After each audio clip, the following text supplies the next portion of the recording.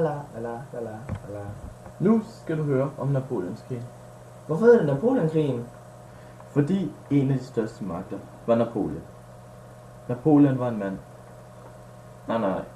En lille mand. Det var bedre.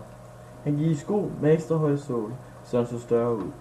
Napoleon blev født den 15. august 1769. Jeg kan godt vide noget om Sverige.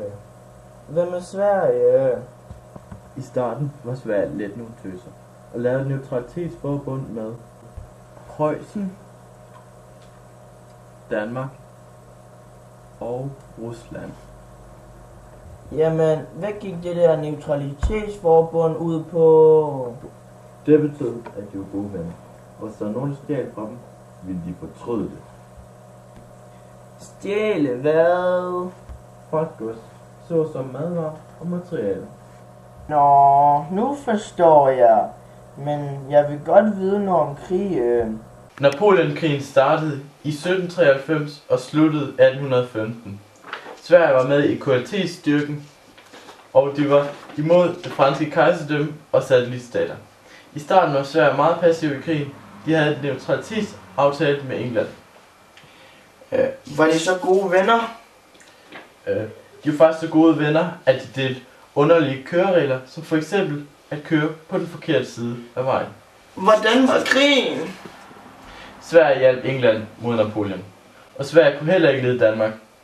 Sverige og Danmark har været i krig op til flere gange siden 1563 til 1809. Danmark ville have hævn over England, og derfor gik de med Napoleon. Hvorfor ville Danmark have hævn? Fordi England tog den danske flåde under slaget på Reden. Nå, nu forstår jeg. Jeg vil også blive sur, hvis de tog min flåde. Jeg vil Sverige så England. Sverige holdt med England for at få lidt beskyttelse, men Sverige hjalp til i slutningen af krigen. Fik Sverige så noget ud af det? Ja, de fik Norge, som danskerne havde, men de mistede Finland til Rusland. Hvordan sluttede krigen så? Der kom et sidste slag i Belgien imellem England og Frankrig i en by ved navn Waterloo. Hvem vandt så? Det gjorde England og Sverige, og så sluttede Napoleonkrigen.